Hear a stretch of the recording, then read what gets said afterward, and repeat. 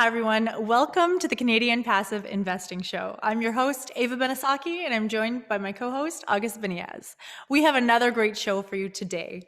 Please like and subscribe as it helps us build our channel and allows us to keep bringing you great content and expert guest speakers. Our mission is to empower investors to earn passive income through real estate investing.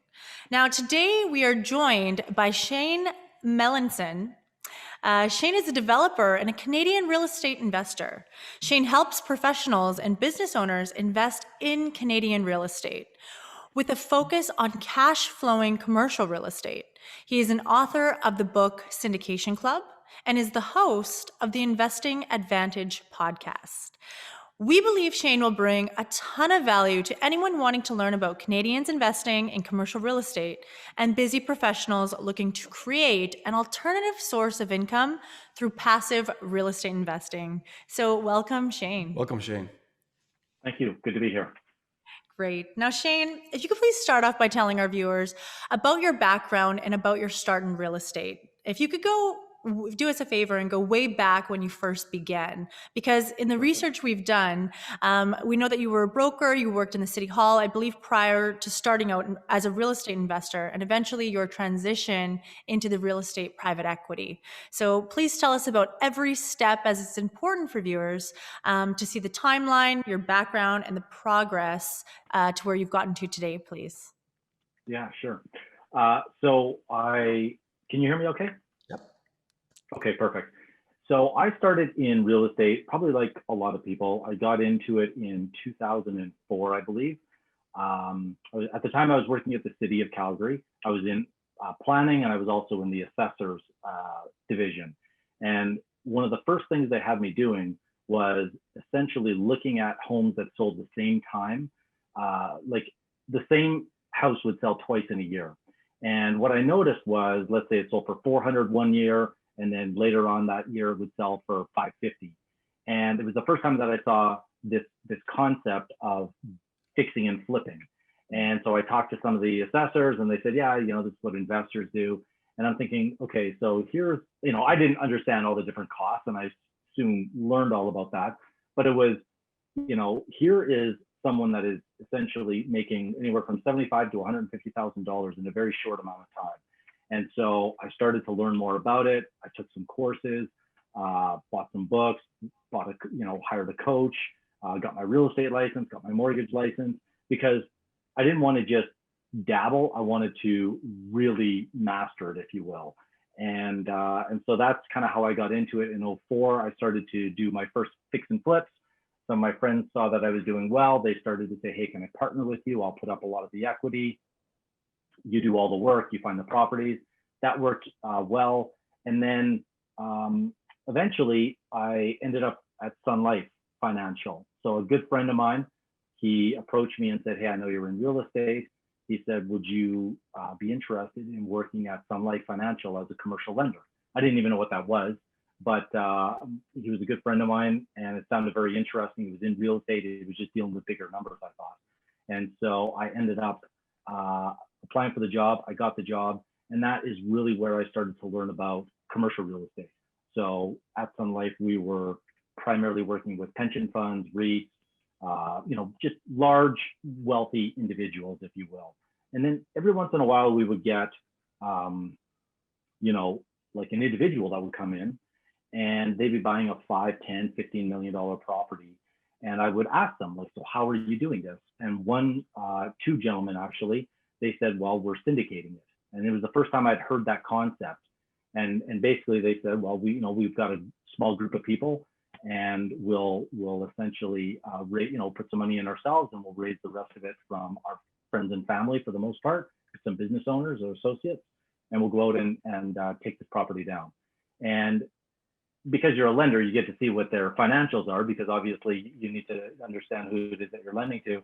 And in the fix and flip game, if you were doing 5, 10, 20 homes a year, and let's say you had maybe a 7-figure net worth, well, these individuals were 8- and 9-figure net worth, plus.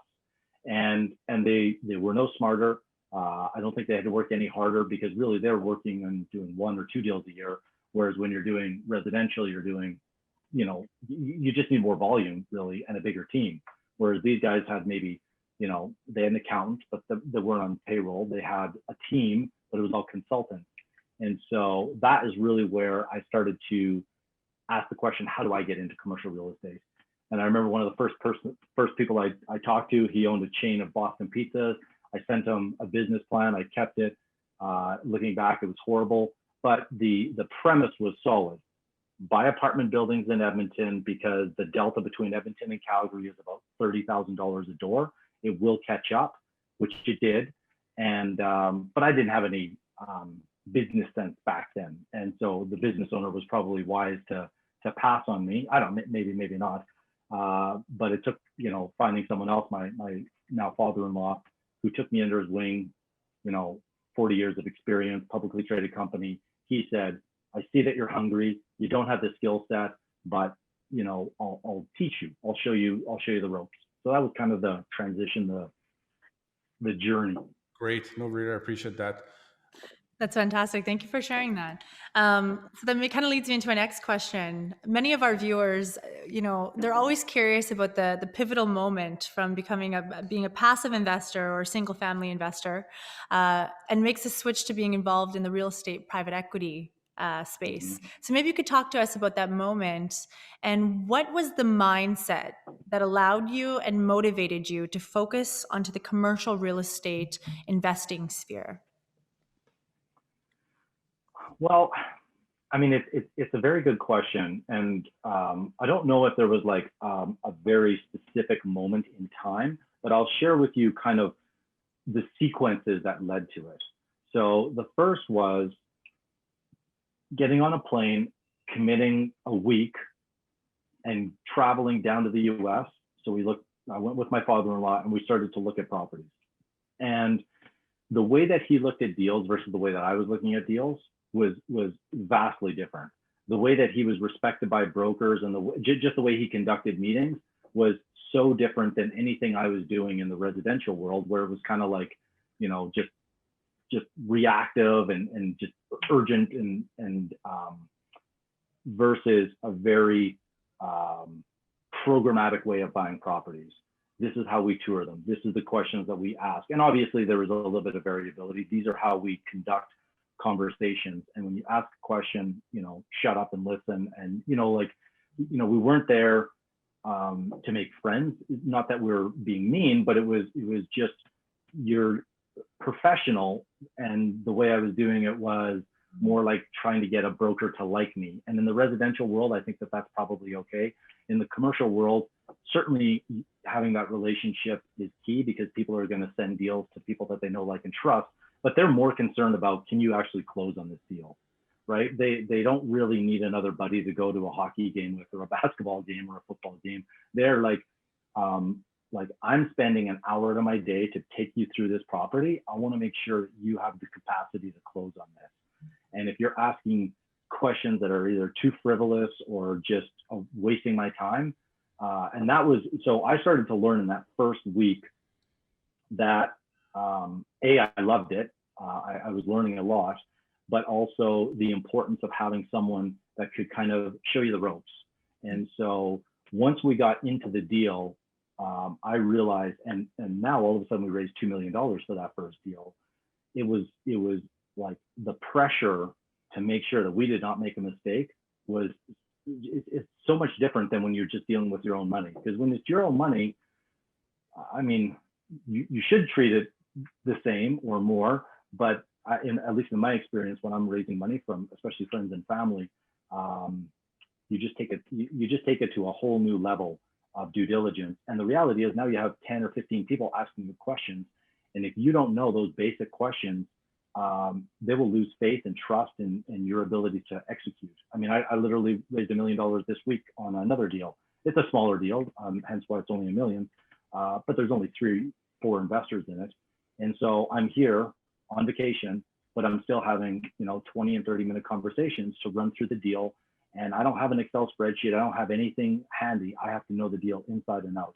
And that just comes from the repetitions and practice, if you will. So I suppose the turning point was some of the questions that would get asked, and I'm sitting there with my father-in-law, my mentor, if you will, and the expectation that I knew that. And so the only way to know it is to make sure that you're doing all the numbers. You can't farm it out. You can't fake it. So.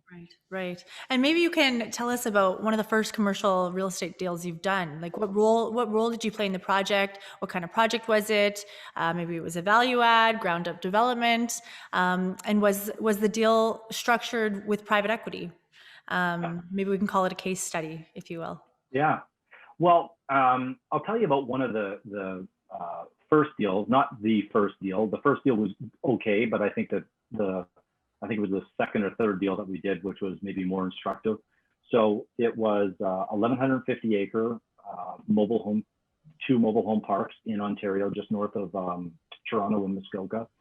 And we raised just under $7 million initially, and we had to raise some extra equity.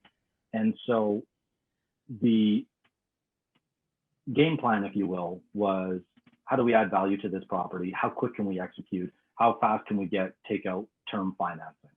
And I learned so much on that deal because it didn't go smoothly. And I also learned the importance of having investors that stick with you because, you know, the reality is in commercial real estate, things don't always go in a straight line, right? I mean, we bought this property in, I'm going back in time, I think it was in 2011, and I think we exited in 2015. It was right around those years. And the market then was strong, and then, but it was a new business for us. And so we were learning a lot. We thought it was a mobile home park. It was more a land lease community that were being operated during the summer. And so people use these as vacation homes. So number one, now it's a business.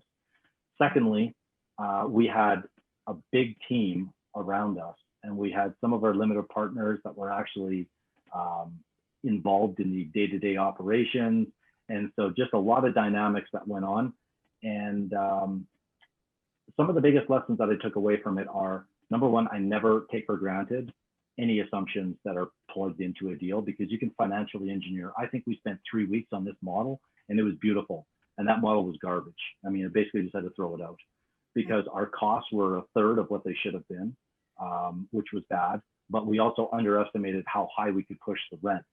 And we were actually about anywhere from 50 to 200% below where we actually pushed the rents. So it worked out to be a very good deal in the end. I mean, we bought this for $8.5 million. We sold it for $17 million. I mean, the negotiations alone on the vendor take back or the VTB, where the seller carried $2.6 million, that took a month, right? And the first deal that we actually did fell apart because we over negotiated it and someone else came in, bought it, scooped it. And so, I mean, it was like, you just get an MBA, and you can only do that from actually doing the deal, right? I mean, I could write a book and I could give it to someone, but they wouldn't experience those feelings, right? They wouldn't know what it was like to be up at 2 a.m. negotiating a deal, because those are some of the realities. Yeah.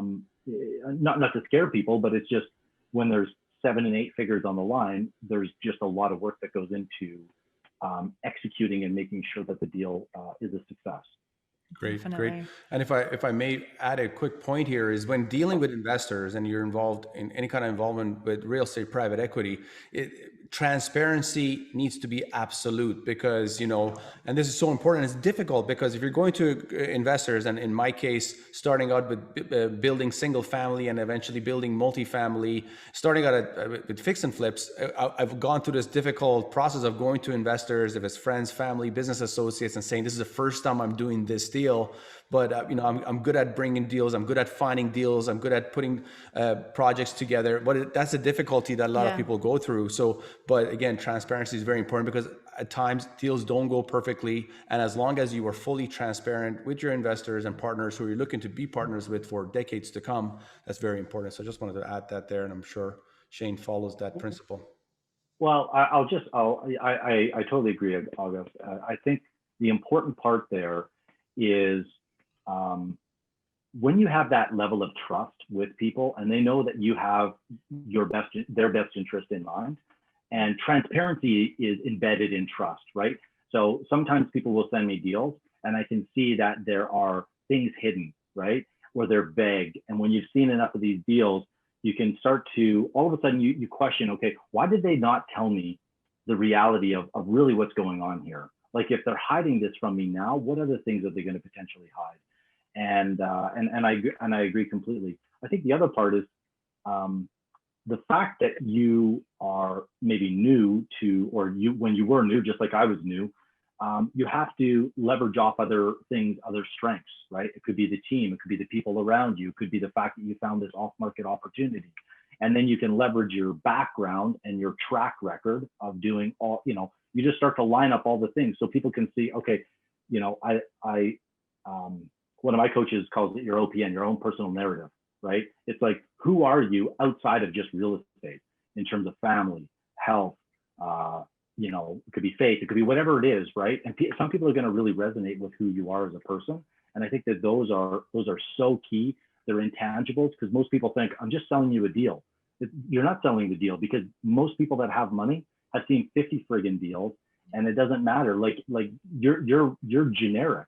Now it's like, I'm investing with you, and you better make, because I'm trusting you, because this deal could go one of two ways, right? But I believe that you're going to make it a success, right? And I think that too many people underestimate that critical component. Yes. Yeah, definitely. And speaking about you as a person, and people are investing with you, and of course they need to know, like, and trust you before giving their money over, right? Shane, you're an author and a thought leader. I just wanted to touch on, how did everything start for you? It's kind of like, the chicken or the egg situation. How did everything fall into place? And what was the moment you realized that you wanted to be an educator and write a book?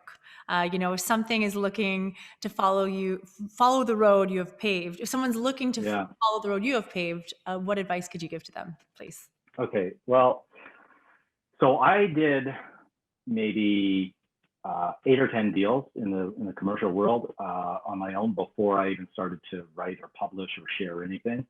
And there was two kind of, these might be more pivotal moments. One was a coach that I had. He was a former NFL player. He was a running back for the New Orleans Saints. And I hired him as a business coach. And he said, one of the best things you could do, Shane, is to start a podcast and write a book. And so he kind of mentioned that. But it took me well over a year before I felt comfortable, because I have imposter syndrome. Like, who am I, right? I mean, I see some of the books that are being written by people, and I'm thinking, I haven't done billions of dollars of transactions. But I also knew that there was a lot of, especially commercial brokers and people even in Calgary where I was operating, that were asking me, like, how do you raise money, Shane? Because if they've never raised $1 million or 5 million or 10 million or whatever the number is, if they've never done that, they've never actually sat down and structured a deal, then they relate to, okay, Shane started, he had never done a deal, but now he's done multiple deals. He's done more than me, which is 1+. And so after a certain amount of time of going for meetings and coffees and all the rest of it, I just thought, I'm just going to put this into like a PDF or a book. And then I hired a group to kind of help me formalize it and make it look a little more professional. But even then, I was still reluctant. It wasn't until my daughter saw my book. She was so proud of it. She showed it to my mother-in-law, her grandma. And then she took it and showed it to my father-in-law, my mentor. And I was like, oh man, like I was so nervous. Like, who am I to write a book? And he's got 40 years and billions of, of dollars under his belt. And here's Shane writing a book on it. But he really appreciated it. He liked it. He thought it was well thought out. And so that was kind of the first thing. And I think the other moment was when one of the first posts I wrote on Facebook. And this was another coach that helped me write my second book. And it was more about being more vulnerable. And this is the whole concept of your OPN, your own personal narrative. And that was Ryan Fletcher. And he started to basically, he was the one that kind of taught me the idea that people buy who you are, not, like the surface level is the real estate, right? Because you're I don't want to say you're generic, but the reality is it's very competitive, right? I'm a value-add multifamily syndicator. I'm a developer who does X, Y, and Z. That's fine, right? But if you can separate yourself by positioning yourself differently and really attracting the right people into your world, that was huge. And so now it's been tremendous. I mean, I never would have met you two or any of the people that I associate with today over the past 2 years of having a podcast and a book. It just opens up your network. I agree. Yeah, I couldn't agree more with you. Before I do speaking engagements, I always say people are investing with the person. So here's a little bit Mhm. about me before I get started on telling you about this investment opportunity, because it definitely makes a huge Well, you're difference. fun to listen to. You can talk about anything, and people will be sitting there listening to you. So I Okay. just got to throw You're that out there, Ava. hilarious. Um, That's really great. Now, I wanted to really ask you this. How do you cultivate relationships with investors? Is it in person? Is it online? Is it a little bit of both? Maybe you can touch on that, please. Yeah, the investors that I have, so I guess I'm in a fortunate situation because I've been doing this for a little while. So anybody that's listening that's never raised money, this may be, I'm gonna tell you how I do it and then how I would do it if I was starting over, because some of the Nice. clients that I coach that have never raised capital, I show them a bit, maybe a bit of a different path, right? Because to say, okay, well, I'm gonna do what Shane does, but okay, if you don't have a track record and you haven't been doing this for 12 years, then that may not be the same advice, but I will share with you what I do. So pretty much everything is done face to face or on the phone. Generally speaking, if it's within 2 or 3 hours, I would drive. Obviously, with COVID, it was a little more difficult, so it might be a Zoom call or a phone call. But I have a very kind of specific way that I will present a deal, and it's usually a phone call or a text to line up the meeting. At the meeting, I will basically then just rapport, small talk, because that's, these are people that you already know and they maybe haven't seen you in a while. So even though my tendency is to get right to business, I realize that that's not the best approach. So we sit there, we have, talk about dogs, whatever it happens to be, my family, their family. And I'm interested. I'm not feigning it just because, because people can sense if you just want to get to it. Yeah. So once that there's a natural transition into the deal, I don't show them the deal. Like if I, if I have the deal that's turned over upside down and I just present it, and I can do that in about 2 to 5 minutes, and I can gauge their level of interest. Because if I hand them the pitch deck, they're just going to flip through it and they're not going to understand half the things that are in there anyways, without really taking the time to go through it. So I want to set the frame. What is the deal? Why is this a great opportunity? And then at the end of those meetings, I typically leave it like, you don't have to tell me today. Just tell me if this is something you're interested in. Let me know. If it's not, then I'll take you off the list, so I'm not bothering you. And because I oversubscribe my deals, it's not BS when I say like, if you can let me know by Friday, because I want to allocate. And if you have a range that you're potentially looking to invest, let me know. So that would be that's how I do it today. I haven't had the need for outside investors or people that I have less of a relationship with, just because we're pretty set. Now, if you're new and you haven't raised capital before, it's going to take more of a warm up. And the first time that someone sees you, if they don't know you as a real estate syndicator or investor, I don't think you want to start out with that heavy hit, right out of the gates, because it's they might be kind of caught off a little bit. And so there's maybe a little bit more of a nurture. And that's where I think social media today is so great. Anybody that I work with, I look at their profiles on LinkedIn and Facebook, and I'm like, I mean, I'm not trying to be mean, but if I look at that, that doesn't inspire me to give you $250,000 or $100,000, right? You need to present yourself in a way that someone looking at that sees, oh, wow, for the last 6 months, they've been talking about real estate. Here are some of the deals they've done. Oh, he has a website now. Oh, look at this. He has a new email. Like all these little things, because people are looking for either like to discredit you or to believe in what it is that you're doing. And so you're going to set them on a path one way or another. And it's, it's so easy if you have a little bit of forethought versus I need to raise $1 million in the next 30 days. And I had a gentleman that came to me, he needed $4.5 million for a deal. And he was a very successful guy. He'd been in the business 30 years, but he was relying on one person that usually wrote the check. That person pulled out, and now he's scrambling.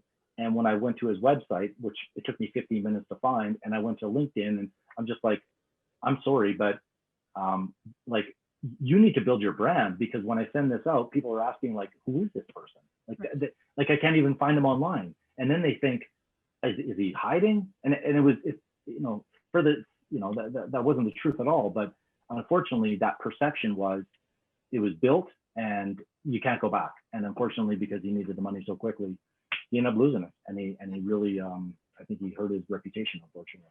Yeah, so having a strong presence online is definitely the first key. And then for yourself, as you have a strong presence already, how do you nurture those relationships? So if an investor, maybe that person didn't invest with you off the start, how do you nurture that person so that they don't forget about you and you kind of keep them engaged for the next deal that you Well, possibly have coming up? yeah, I think having an email list, like I know that, like I see your emails, right? That they're wonderful.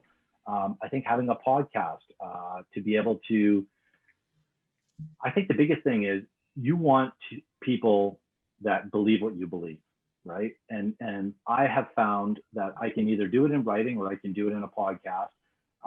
When I first started the podcast, it took a lot longer for me to be able to articulate it in kind of a concise fashion, and I'm still getting better at it.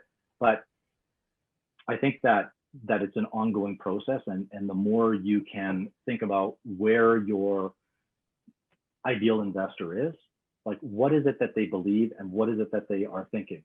And so asking them, right? I regularly, like 3 weeks ago, I sent an email out to my audience, whatever. And I basically said, I'm thinking about writing another book and I'd like to know where you're struggling. I want to know where people are, because it's too easy to be disconnected when you've been doing things and you operate in a bubble of other brokers and people that are operating at a certain level. And then it's like, Shane, you have to rewind 10 years or 15 years when you had never done a commercial deal. What are the fears, right? What are the things that are holding someone back, or what are the things they're thinking about? So just having those conversations, I think, is key. And then being able to share, like the last 2 podcasts I did, I was like, okay, based on that conversation I had with someone, for the most part, that their mindset, right? They ask tactical questions, but it's almost never a tactical answer. It's almost like it's embedded in a faulty belief or fear. Like, how do I avoid this, from being embarrassed or making a mistake? And that's understandable. But typically a tactic is not the answer. Awesome. And now I have a question for you. Speaking of hitting, touching people on an emotional level and really trying to engage your viewers, do you have a certain avatar that you try to speak to? Do you have a person, like an avatar as in an investor that you kind of target so you can speak to them and kind of keep hitting them on that investor profile. Investor we also profile? Call it. Yeah. There's probably a few different quote unquote avatars or of people that would be out there. Business owners are going to have a different need and desire than a physician, and I have a lot of physicians that I do business with, or someone that's in tech or IT, or someone that's already investing in real estate. And so there's a few different quote unquote avatars that I might have in mind, but consistently they're already earning a high income by the very nature of investing in commercial real estate, the fact that it's illiquid, it's a longer term investment, that there is a level of risk there. I never want to take people's, last $50,000, like that has no interest to me whatsoever. For me, I'm not saying that it's wrong. I'm just saying that it's just I just know the type of deals that I do, and they're typically like development or heavy value add. So there's a lot higher returns, but it also means you need more patience. And so if people only see that return and they don't understand the risk, when things take longer or they don't go quite as smooth, and they were counting on that deal to pay out in 12 months and it took 24 months, then now all of a sudden my attention shifts away from the deal to, investor relations.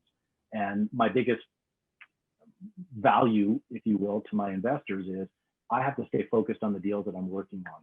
And if I have to spend too much time trying to, help one investor, unfortunately, I'm not saying there's anything wrong with it. It just doesn't work for our setup, right? Because I'd rather have less investors do bigger deals, and generally speaking, the investors that I'm working with, they refer in more and more people. So that's why I haven't had to, I've had people ask me to come into my deals, and I just unfortunately say, well, I will definitely take that into consideration, and if there's an opportunity, then I'll make you aware of it. But people that have been with me for 10 years, they're going to see the deal first. They should, right? Like, they trusted me, they've been with me, I know them, they know me, and So I don't know if I answered your question directly, but I mean, they're high income, high net worth individuals for the most part, and they typically have high disposable income. Got it. Great.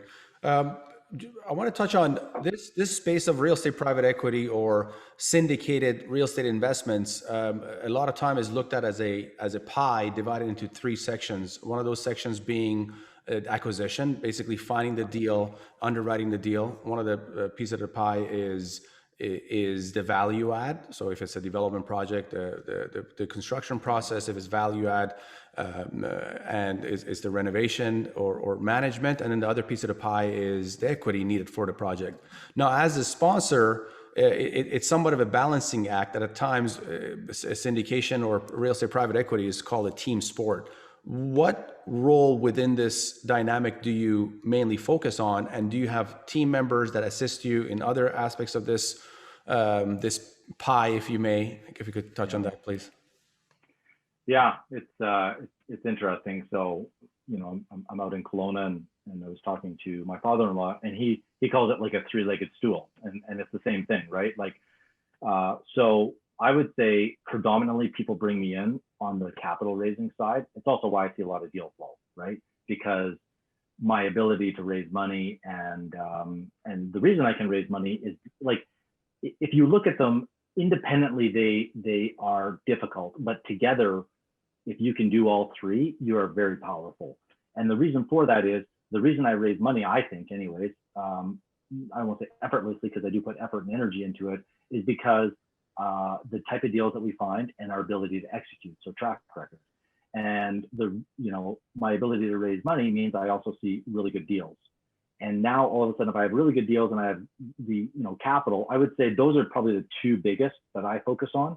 The execution, I've just been very diligent on finding the right people that are going to be with me for the long duration. And I'm not sure how to put this. I've learned a lot, right? I've had people where, unfortunately, I thought that they were going to do certain things. They didn't. Because I raised the money, I was on the hook. And so I generally will not get into a deal that I don't have some, like the ability to either step in and fix the deal or execute. And so I usually don't go too far away from what my core competency is. And it's also why I'm constantly learning as well. You're not fully dependent on one component that if that's not in place, the deal will fall apart. Yeah, I mean, if you think about it from that perspective, if there's too many things that need to line up for the deal to work, and too many of those variables are outside of your control, then it's almost like a recipe for disaster. Like in Muskoka, for example, there was just such a steep learning curve. Like I'd never managed 30 people before, and most of the people were older than me, right? And so now all of a sudden, and probably early on, I got manipulated because I didn't know what I was doing, right? But I had to learn fast. And then I had never been a developer, so I didn't know anything about land development. So I had to learn that. And so as I'm learning, we're stacking up mistakes. And we were able to get through it because I did quickly build a great team around me. But, I look at that and I say, I don't want to put myself in that situation again. Number one, I was too far away from my family. Number two, there was just certain things fundamentally about that deal that had I known, I probably would have made different decisions. But you take those lessons, and I will tell you this: the reason I can send text messages and raise money, like we raised, several $1 million, and it was literally just text messages to my investors because they saw what I did during a time where I didn't make a lot of money, and it was a duration of 3 to 4 years where Shane was on a plane, I was flying away, I was away from my family, and I had to be that execution guy, right? And so now I look at a deal and say, if I have to be the execution guy, am I okay with that? Yes or no? And if the answer is no, then it's easy. If it's yes, then then I'll continue on down that path, if you will. Great. And just for me to kind of give in my own input is just listening to you speak. And the first time we connected, I believe on LinkedIn, I had a great conversation is the level of transparency, as I talked about before, and how transparent you are, the questions we've asked and how you went granular in answering that speaks of the general partner that you are. So just wanted to kind of give you those accolades that you deserve. Yeah, absolutely. Now, Shane, our team solely focuses on US investments, and this is because most multifamily apartment assets here in Canada don't provide the type of returns that similar investments do in the US. So I'd like to ask you, what kind of returns are your deals forecasted to provide your investors? If you could share that with us, please. Yeah, I say these returns, but I have to say it with a caveat because I will get emails from people every once in a while, and they'll say, "Yeah, I want a 25% ROI, Shane," and they want me to send them 25% ROIs and kind of no risk, and so right now most of the deals I'm doing are development, and the reason for that is we do have a really good team. We can generally build for at or below replacement cost. We're not afraid to upzone and rezone land and go through some of that more uncomfortable work. So I will put it to you this way. I'm typically looking to double our equity in anywhere from 2 to 5 year period, depending on how long our projects take. And so if I'm able to double it, then I can either refinance out and I can take most, if not all of our equity, hold the asset, or I can sell it and, we're okay. But that's kind of, someone can probably figure out the ROIs on those type of deals. But on the development, you really should be looking for a much higher ROI because quite frankly, the risk is there on both leasing or sales, construction costs, time delays. There's a whole host of things. So you need enough cushion to be able to, well, August, you would know that because we're a developer or a builder. All the things that go on. I mean, it's not an easy business. So no, for sure. You got dealing with city bureaucracy, you got public hearings, you got environmental issues, you got construction problems, you got change in price in construction material, and then you got to still sell or rent the product that you just finished building. So it's definitely, but the reward is definitely there. I mean, also in Canada, where we have 300,000 immigrants that come into Canada every year consistently, and now it's going to be 450,000 to make up for it. And a lot of people here on student visa are being expedited to get their permanent residency. So we got that inbound migration that's coming in. So definitely there's a market there. Yeah, so thank you for sharing that, Shane. Okay, it's time to have some fun. We're going to start our next segment of the show. So this is, we like to call it our 10 championship rounds to financial freedom. Okay, so I'm going to get started here. Who was the most influential person in your life? Most influential person. I mean, like growing up, my dad, and in business, my father-in-law. All right. What is the #1 book you'd recommend? The book that I think I would recommend the most is Keith Cunningham, The Road Less Stupid. Now, if you had the opportunity to travel back in time, what advice would you give your younger self? I think one of the things that I would focus on would be I say this to my kids all the time, like,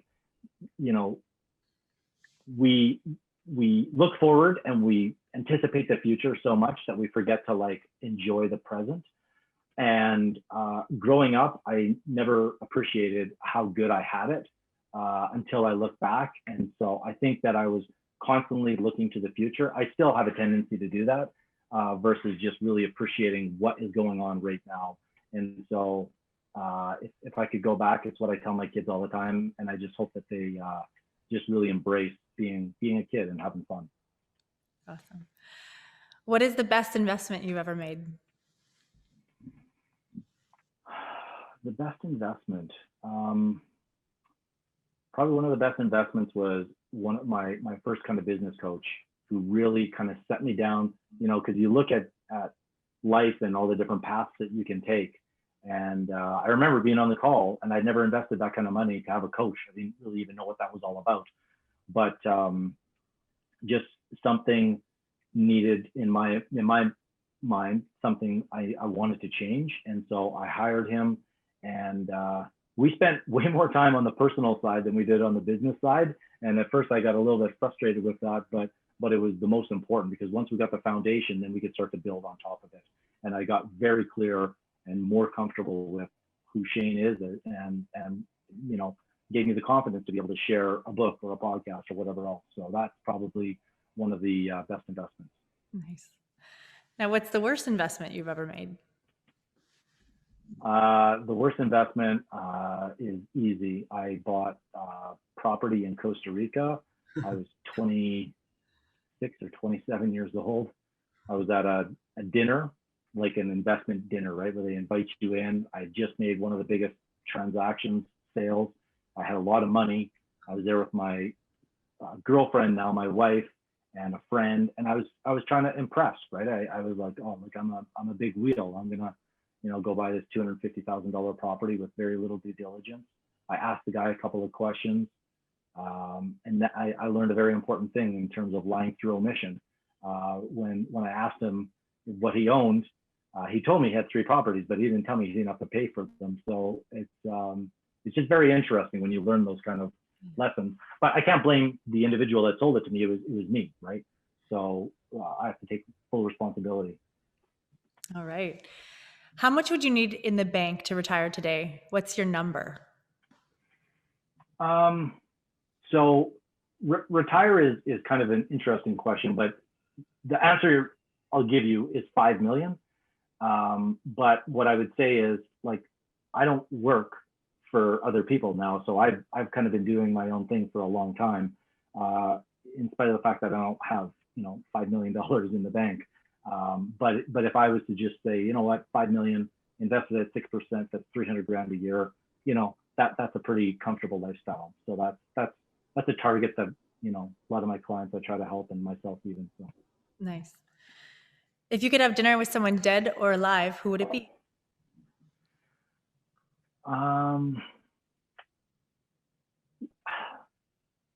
One person that I've been just kind of watching on Instagram, who I think would be just so cool, would be The Rock. That'd be just a cool dude that I think would be so neat to, because I'm not starstruck, so I was kind of hard, like, athletes, probably him or Tom Brady, because I'm a Patriots fan, and I've been a Patriots fan before Brady. So Nice. If you weren't doing what you are doing today, what would you be doing now? What would I be doing? That's a good question. I don't know if I've ever thought, what would I be doing if I wasn't a real estate investor? I would say, I know in university, I was thinking about being a fireman. And so I started to take the courses to become, I started going down that path. So, and my best friend actually did become a firefighter. So that's probably the journey I would take. Nice. Book smarts or street smarts? I think street smarts. Okay.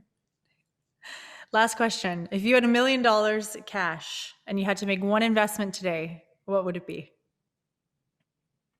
I'd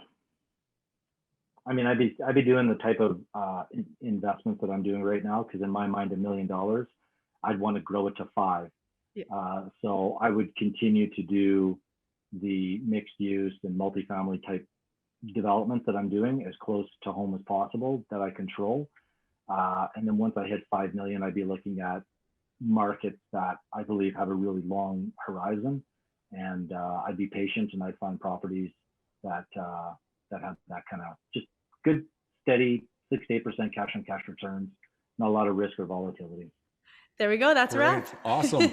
Shane, you're a gentleman. Thank you so much. You're a gentleman and a scholar. We really appreciate you taking the time and coming and speaking to us. We appreciate you opening up, that your memory lane, your background, and many other information that we're sure that will add lots of value to our viewers. It definitely added value to us just listening to you speak, motivated us, and also give us the impetus to move forward and do well in this space. Absolutely.